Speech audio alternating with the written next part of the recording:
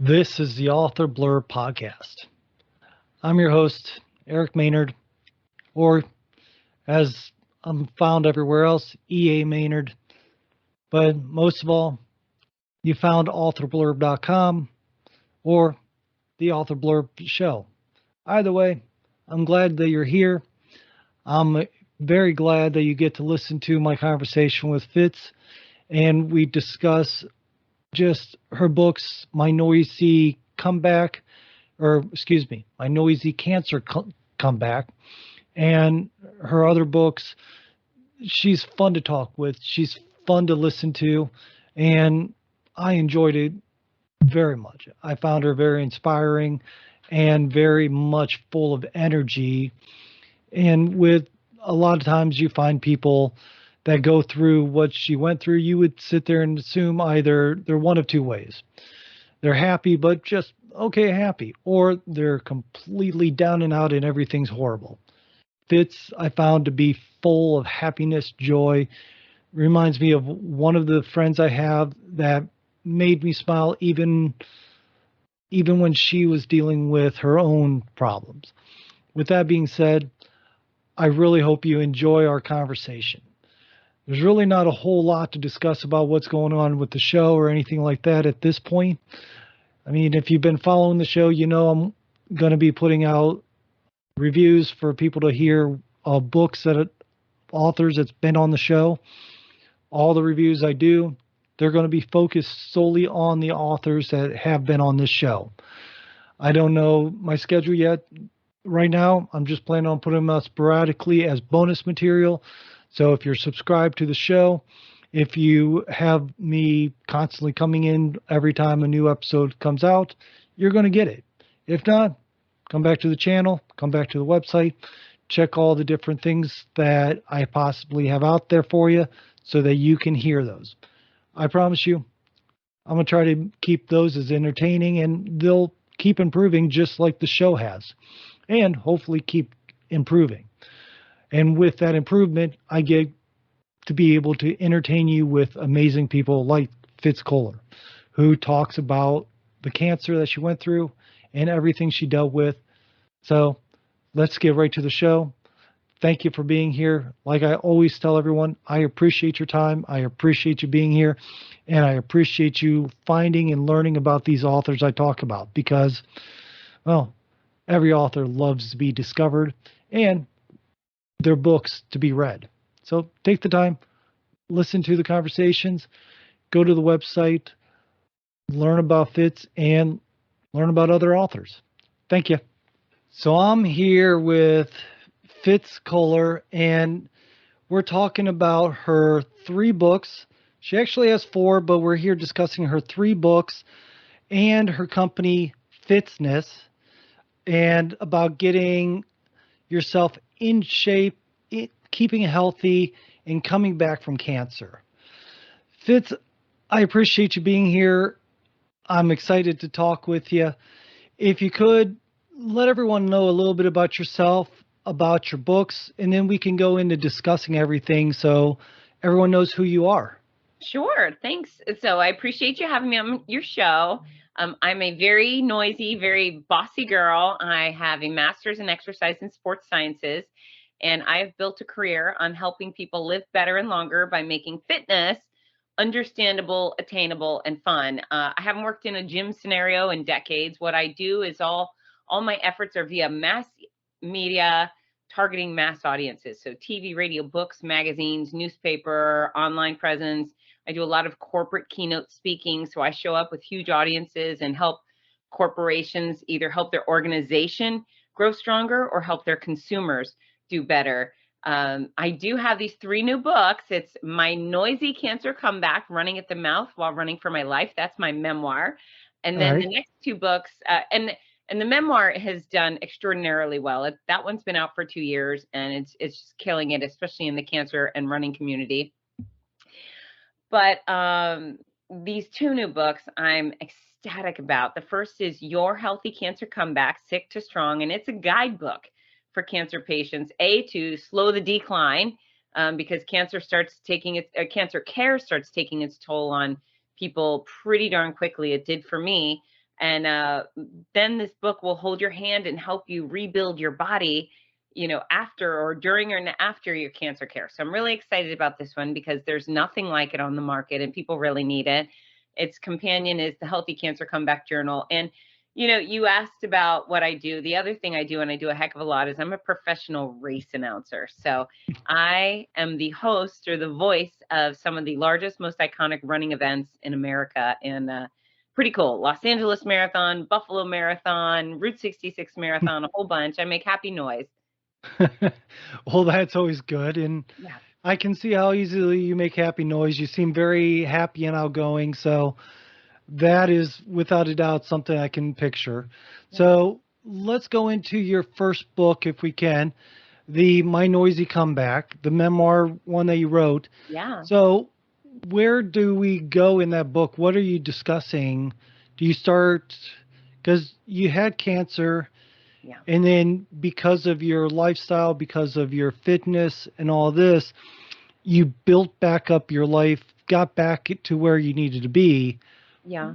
Where do we start in your book to help us understand where, if somebody's reading it, where they would be looking at? Yeah. So my noisy cancer comeback starts at the start. So right, pre cancer diagnosis, I was living my best life, athletic and fit, running races, doing all the things that I do at a very high level and with no issues, right? And then when I have a clean mammogram, late December 2018, and about 7 weeks later, I get out of a hotel bathroom or a hotel shower and I rub my under boob and I find a lump.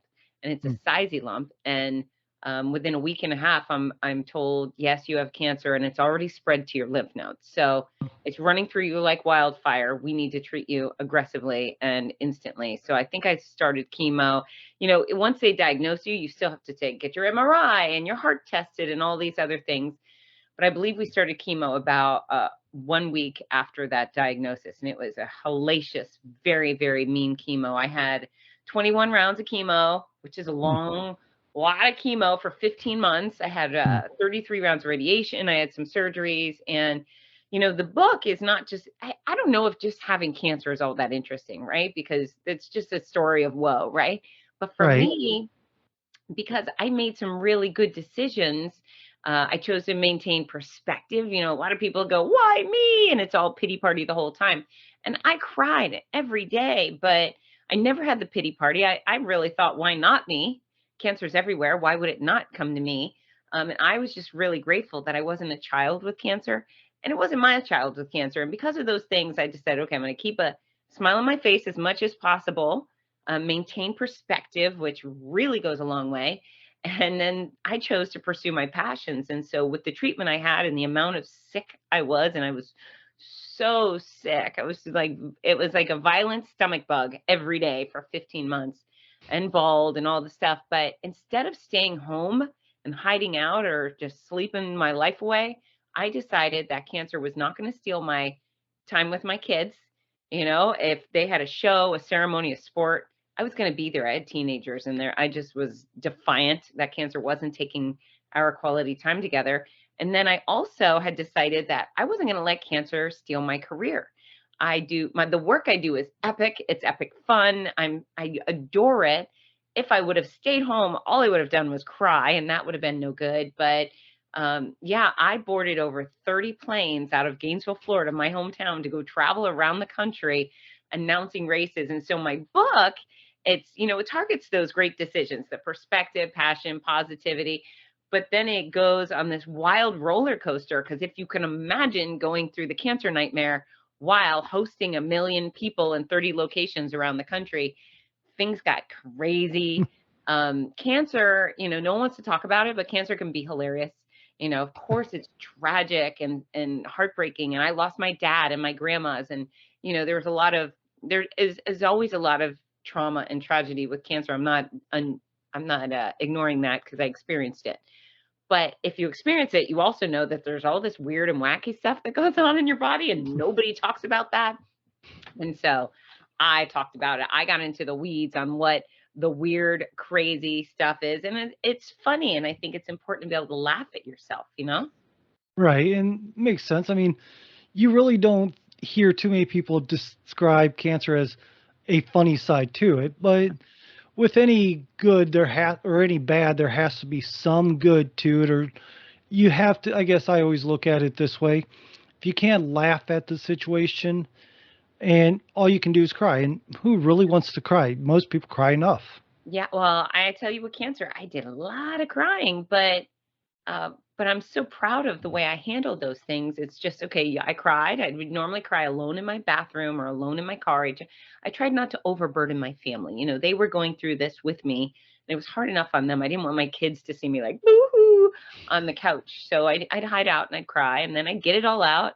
And then I'd come in the kitchen, and maybe my daughter wanted me to do a TikTok dance with her. And even though it felt like crap, I'd say, okay, this is our quality time. This is what she wants to do. I will TikTok dance with this child. And didn't make a lot of sense, but yeah, I mean there was just so many funny, crazy moments. And what's great is, when I was going through it and some of the crazy things were happening to me, like my eyes changed colors. Nobody warned me that might be a consequence of chemo, but now that this book is out, so many cancer patients and survivors come back and they go, "Oh my God, that same thing happened to me, and I had that too." And oh, I haven't told anybody, but oh my gosh, it's so funny. So yeah, I mean, I have a silly sense of humor, I guess, but it's worked out. Thank goodness. So here's one thing I'm curious about. Yeah. So I I personally have the thought process of a mindset can make life a lot better in many ways. One, people like to be around you. Two, Right. if you have a positive mindset, you stay healthier because your body feels better in that sense too. Yeah. You're you're definitely you're talking about you had a positive, a very upbeat, positive. I guess I said positive twice, but That's okay. you had a good attitude about everything, and you had the drive to keep that attitude going. You also discuss fitness as well and working out. Do you think that you would have recovered better, or would you have recovered as well without one or the other? No, they were both essential. And it's so interesting is the stress that comes with cancer is unlike any other. It's just, it's unfathomable how stressful it is. And I'm an easygoing girl. When I felt the weight of cancer on my chest, it was literally on my chest, and then figuratively too. It was unbearable. So it was toxic. It's toxic. You get this stress up here, now instantly you have a stomach ache, and then you can't eat, and then you can't sleep, and everything starts spinning out of control because you're screwed up in the head, right? So if you can focus on the positives, on the good things, on the things that you can control. This next book, the first chapter, the first chapter is called, where is it? Da, da, da, da. It's called Control. Hmm. And you would be best served to take every ounce of control you can get. So it starts up here with your mind, focusing on the things that are positive, not negative, distracting yourself, incorporating people you love, things that entertain you, but then also doing the things that help you vent toxic energy. So when, especially before I got treated, before my treatment started, I was in the gym maybe twice as much because I had so much stress. I would walk into the gym feeling just like a ball of nerves, and then I would walk out feeling not so bad. So I was physically exerting those toxic feelings, which was a really powerful thing to do. But when it comes to exercise and nutrition and quality sleep, these healthy habits that are actually healthy for your body, you know, they're a part of having control. You can make your body a hostile environment and make cancer an unwelcome guest in your body by pursuing health. There's research, a brand new study out of Tel Aviv University, November 22, says that if you pursue high intensity aerobic exercise, which is exercise that makes you huff and puff, Hmm. you can be 72% less likely to have cancer spread throughout your body. Wow. So, for me, for anyone, having cancer in one location is better than four locations, two locations better than five. So, preventing spread through exercise, it's incredibly powerful. There are foods that help. My chapter number 8 is called Foods That Help versus Foods That Hurt. I don't need to I don't need to talk down to people by telling them that, things that help are produce items and beans and nuts and seeds, and foods that hurts are processed foods and red meats and porks and alcohol and so forth. So, you take this control and your body becomes a cancer killing machine. Now, yes, you still, I believe, should be using the Western medicine. There's no way I was going to reject chemo, radiation, or surgery. I was very happy to have those proven tools, but could I make my body a better uh, cancer fighting machine? Yeah. Could I make my body less likely for infection? Yes. And that's a real risk cancer patients run, because someone's always penetrating your skin. You're always getting poked. I must have been poked with needles 400 times. Every time that happens, you risk infection. Can Hmm. your body fight off infection? Well, if you're eating really nutritiously, hopefully the answer is yes. If you're getting that quality sleep, hopefully that answer is yes. So when I hit my 6th round of the really mean chemo, I had 6 rounds of nasty, nasty stuff, and then 15 rounds of nasty yet less nasty chemo. Okay. And so the first 6 were monstrous, and every round felt worse and worse and worse. And so when I went in for my 6th round of the mean chemo, I was kind of a shaky mess. I was a bit nervous. It's one of those things where when you go into chemo number 1, you have fear, and it's fear of the unknown, which makes total sense. You're thinking, "Oh my God, what is this going to feel like? What's it going to do to me?" But then when you go in for the follow-up chemos, your fear becomes the known. You know what these drugs are going to do to you. There's no question in your mind anymore. So that fear can be pretty exaggerated. And so I go in for my 6th and final round of the meanest chemo, and my doctor, Gordon, he looks at me, he says, "Fitz, you have done so great." And I look at him, and I'm gray and I'm bald, and my fingernails have ripped off and my eyelashes are gone, and I have bumps all over my head. Everything that could be wrong with me was wrong with me. My stomach was a catastrophe. And I said, "I have not done well." And he said, "Fitz, you have done so great." And I just thought, "You have lost your mind. What are you not paying attention here?"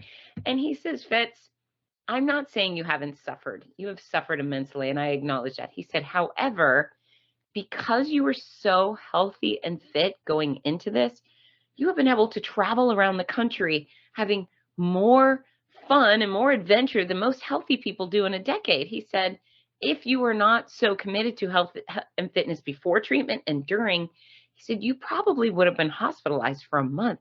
You probably would have had a feeding tube. That likely would have led to some sort of infection. So I'm not saying you haven't suffered, but you have done a fantastic job controlling what you can, and removing yourself out of the line of fire for worse things." And then I thought, "Oh, okay, now I get it." And that's why this book is so important, because if we can get people to start controlling their behavior, the things that they can control, why they go through treatment, well, then they're going to be so much less likely to have all of these extra side effects, extra horrible outcomes, by just making themselves more resilient and boosting their own immune system. All right. Well, you bringing up the doctor had me wonder about another questioning. Yeah. So I know the doctors would probably discuss what to expect with the chemo, the radiation, surgery, all this, suggest pills and things to take, and just go through this whole litany of things for you to do. Yeah. How much did they really talk to you to put you in a mindset of, I need to eat right, I need to eat healthy, non processed, natural foods, I need to try to stay active, to stay healthy? How much of that was part of the conversation? So that is a great question. So with my hematology oncologist, which I love, he didn't talk to me at all about it, nor did his staff. Now, I'm hoping the reason is because they know who I am. I'm a fairly known commodity in this area. So I'm Hmm. hoping they said, "I'm not going to tell Fitz Koehler how to eat right." I'm hoping. But we didn't talk anything about nutrition, other than when I had lost a whole bunch of weight. I'd asked him, like, "What do you suggest I eat to get in more calories?" type thing. My radiology oncologist did talk about nutrition with me. She says, "I know you have exercise covered, but have you read this book? It's called Anti-Cancer: A New Way of Life." And that's a great book, and it's by a neuroscientist who was diagnosed with brain cancer, was told the median survival rate for the type of tumor he had was 6 months. And so he thought, oh God, I'm dying. But then he thought, you know what?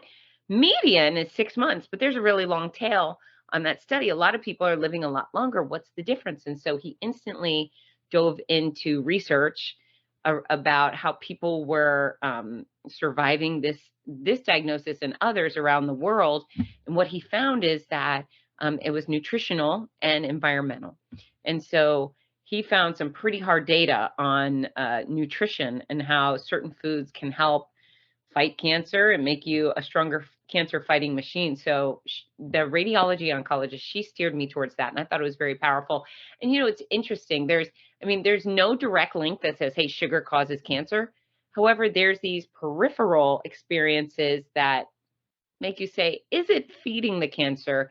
I'll give one, for example. When I had a PET scan is, they take an image of all your soft tissue within your body. And before my PET scan, I think for 24 hours before it, I was not allowed to have carbohydrates or sugar. Mm-hmm. I didn't know why, but I followed those rules.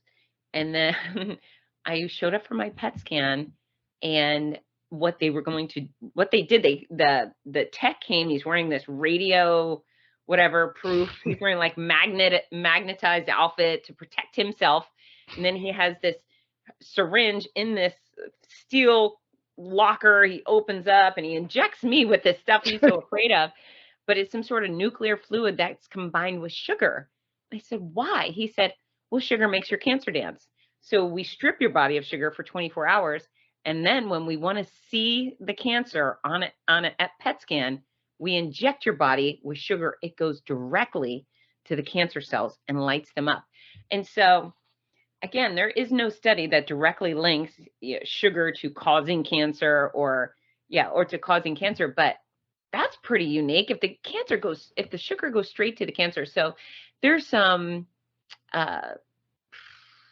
what's the word? I'm losing the word. Like peripheral information that makes you believe perhaps sugar does impact your cancer. Maybe it helps it grow. And maybe if you strip that tumor of sugar, perhaps it will starve. So I don't know. That is one of those debatable arguments. But yeah, that book makes a pretty solid case for avoiding sugar. Now, in the chemo center, what did they give you? They gave you a bowl of sugar candy.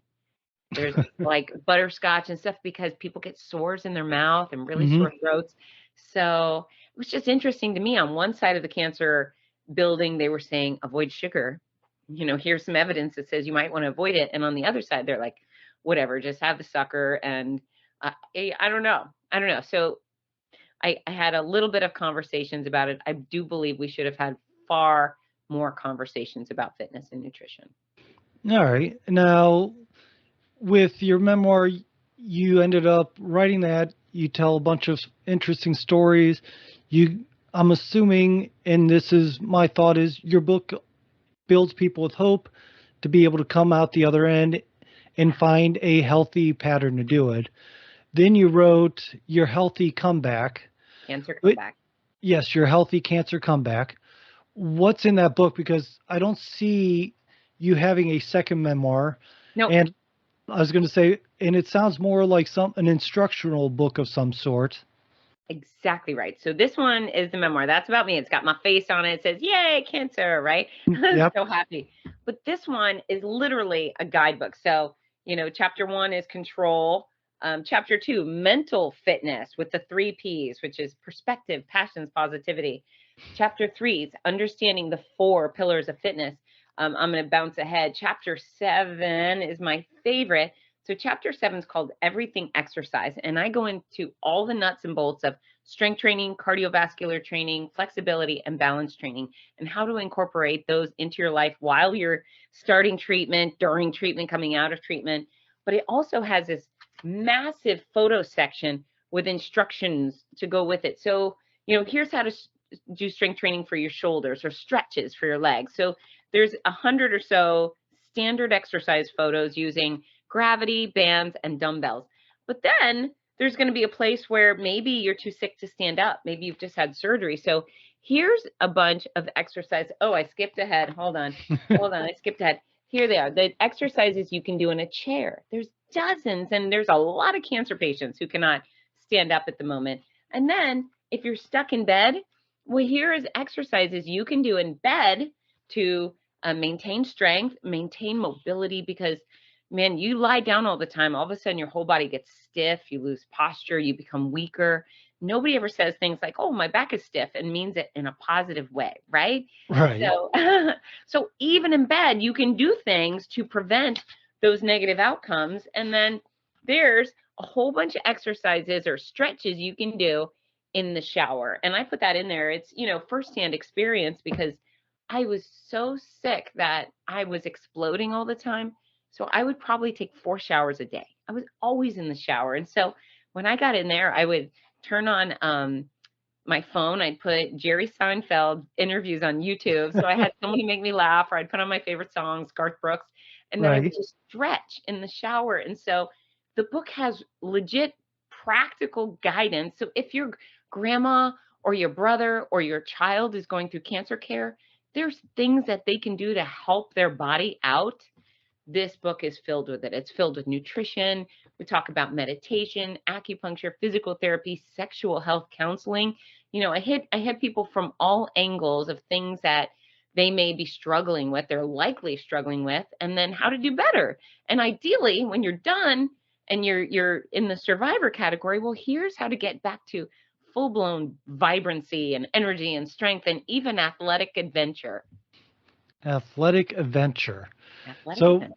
what do you I have an idea of what I can would think an athletic adventure is. Okay. But for somebody who's just healing, what Mhm. would they consider an athletic adventure? So it could be hiking, right? You could go hiking. That's athletic adventure. You could go swimming in the ocean, right? You could go zip lining. I mean, who knows what you're doing? Zip lining would have been great for me because I didn't have to put out a lot of energy.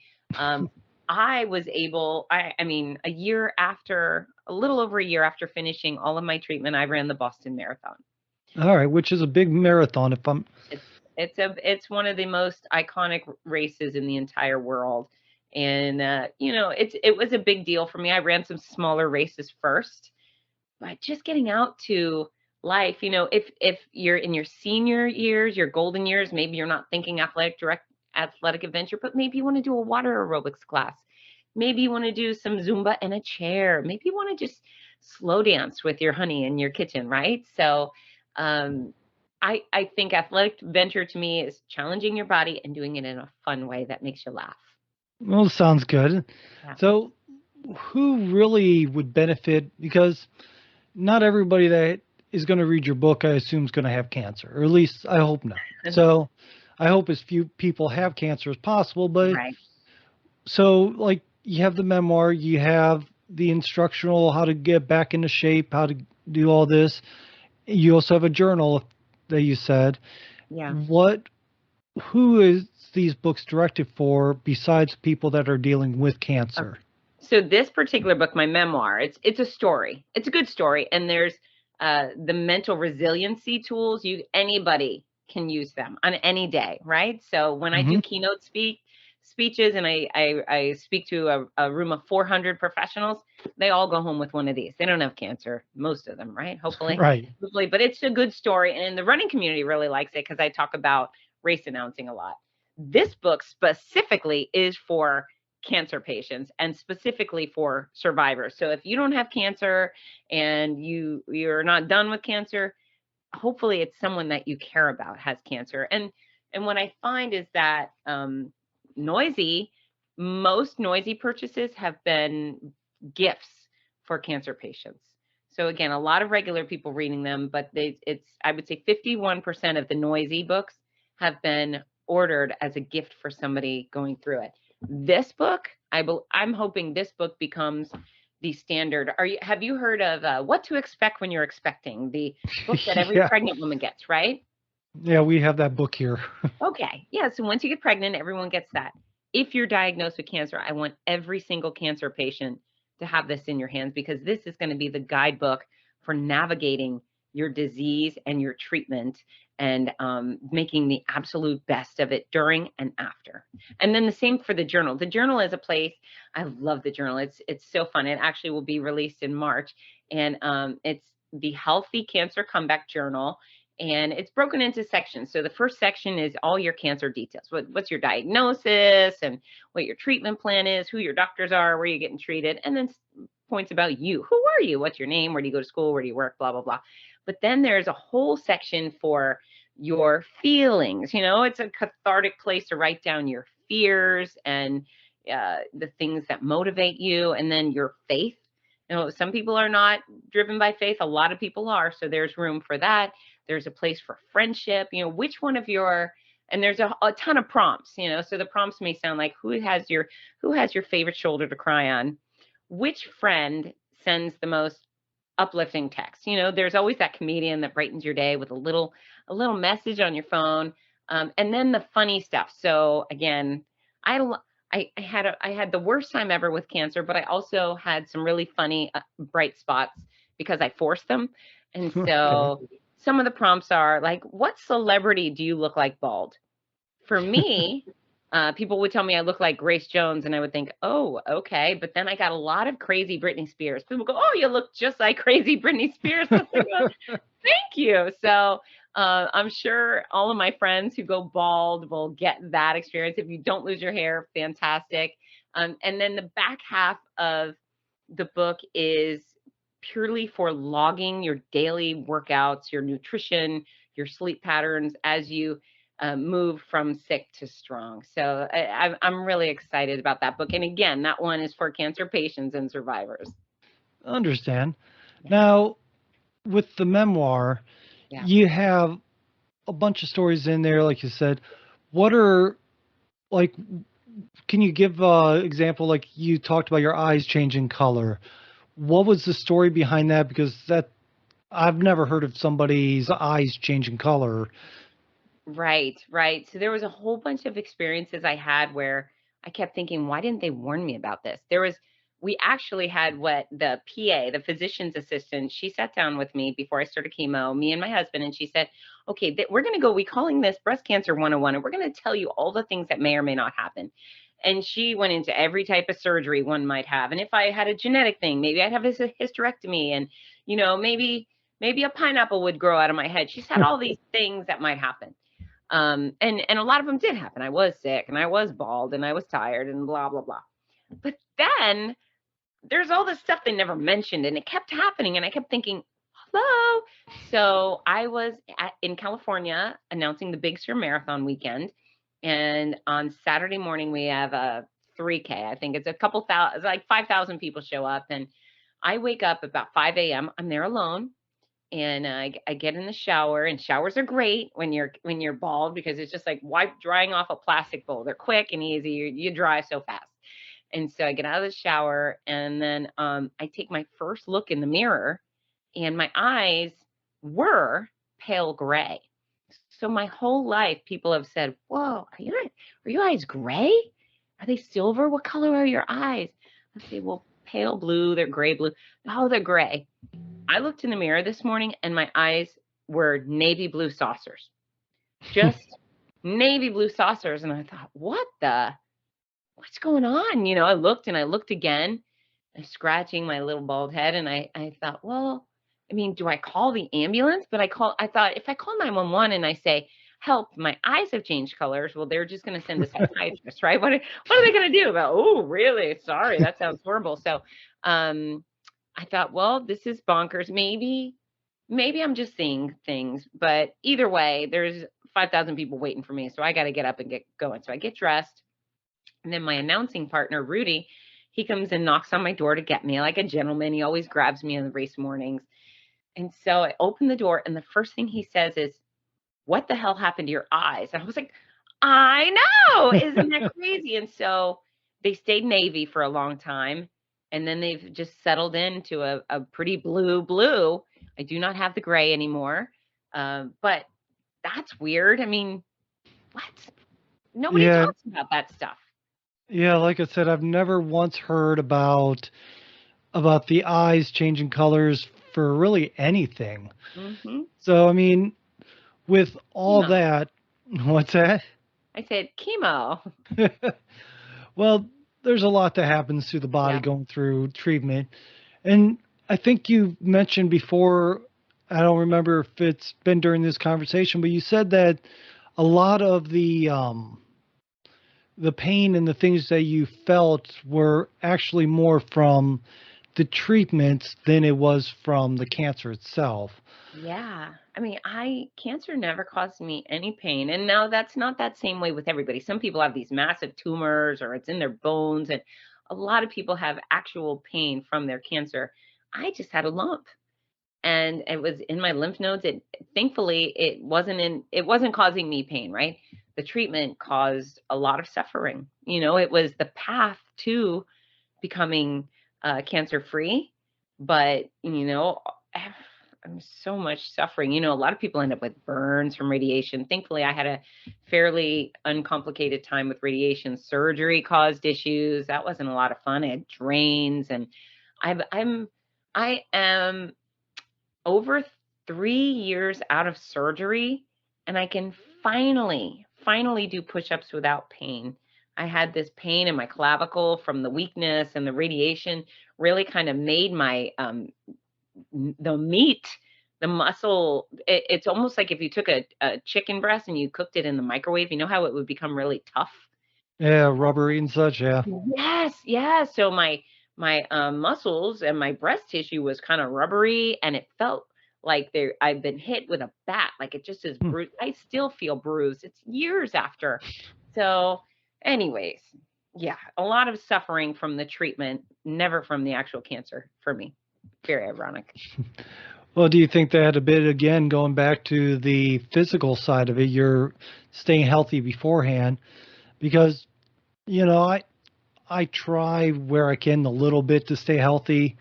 My wife makes sure that I eat healthy and yells at me if I touch candy and all this stuff. Yeah. So, besides being healthy, or not besides, but do you think that you being able to um, handle where the chemo and all that was the worst part of it versus the cancer was because of your healthy lifestyle? Yeah, you know what? I think my great fortune is that I found it early enough. And All so right. if I were obese, for example, might I have found this lump? Had I been able to feel it? I'm not so sure. So being lean to me was a real benefit because that lump stuck out like a sore thumb. All I had to do was touch it, which is why I'm constantly encouraging people get those annual exams of all of them, but then touch yourself, touch your boobs, touch your stuff in your pants, touch everything. And if you feel something weird, report it. So for me, being a lean person allowed me to find that lump pretty quickly. I have a neighbor, holy mackerel, they just found a football sized mass in her stomach Ooh. or yeah, a football sized mass. I mean, if you're of average size or if you're at a healthy body weight, your body's not going to get away. A tumor is not going to get away with growing to be a football size without you knowing it, right? You might find Right. out when it's a ping pong or so forth. So, yeah, I mean, taking care of yourself, being aware of your body, how it works, how it feels. I'm assuming someone who is in good shape, and I'm not talking about elite athlete. I'm just talking about the average Joe who takes pretty good care of himself. If he starts to experience extreme fatigue, it's going to be weird as opposed to a guy who doesn't exercise, doesn't take care of himself, and fatigue is the norm. But he's Right. not going to say anything, right? So the more in tune you are with your body, the better you care for it, the more likely these red flags will stand out to you and you'll be able to catch them early. And science has come so far and people have worked so hard to find cures for cancer, and thankfully they've done a really good job with it. It's not there yet. It's not good enough yet, right? But most early stage cancers are curable. So, can we do things to avoid getting cancer? Sure. Avoiding too much sun exposure and cigarette smoking and alcohol and the processed foods and so forth. Obviously, I did most things right and I still got cancer. So some of us will just get it. But then if you are doing the right things, not only will you be able to avoid most cancers, but you'll be able to find them, identify them. And that really is so important. All right. Sounds perfect. So, I mean, it sounds like you have so much valuable information in all your books. The memoirs, I'm actually thinking I'll probably pick it up to just read Oh, it out of curiosity because, you know, I do love memoirs and understanding different things, and I think it would give me a perspective personally to understanding what somebody's going through dealing with it. Because a lot of us, we know somebody or we know somebody that knows somebody that's gone through it, and we try to be supportive, we try to be helpful, but we have really no idea. And from my experience, like I've known a person who's had cancer, and I knew it was rough on her, God. and she was a rock, but she still had her things, but she didn't really discuss much, at least not with me, and I didn't pry because, well, I was just a friend. It wasn't my business. Hmm. So I really didn't know what she was going through other than the little bits that I saw. So I think, So yeah, go ahead. I'm sorry. I was just gonna say, so yeah, I get into the gory details. I share it all, like all the gory details. But then I also, I talk about my animals. I had a disabled duck at the time. She was a great influence. My dog. I talk about my interactions with not only the people that I know and love, but then my incredible interactions with strangers, which were so many good ones, so many great stories of strangers saving my day. And it's just a reflection of how kind and wonderful our country is. And it's funny, people like to pick on America for so many reasons, and I really do feel that America is the greatest country that ever lived, right? Hmm. But people like to pick on Americans, and what I can tell you is, uh, everybody, every type of person, every color, every religion, every socioeconomic background, everybody tried to help when I was sick. I never wore a cancer t-shirt. I never wore a ribbon. I never wore a wig. I just was there. I mean, the floating around with my bald head was enough. But people just wanted to help. They cared. They were generous. They held doors. They helped me with my luggage. People would just come and root for me. So there's a bunch of really good stories of, the humankind. And then also some warnings of, I go into the weird stuff people said to me, and here's some advice of things not to say to your friends who may have be diagnosed with anything awful. So, the memoir covers a lot of bases. Well, perfect. So I'm definitely looking forward to getting time to read it. Let me ask this. I have a profile for you on authorblurb.com. People can find you there, find the links that I have for you, and obviously the show in both audio and video. But if somebody wants to reach out to you, ask you questions, find your books, say they don't want to go to the website, where do you like them to go to find you? So I am at fitzness.com. That's my headquarters. FITZ as in zebra, N as in Nancy, ESS. So fitzness.com.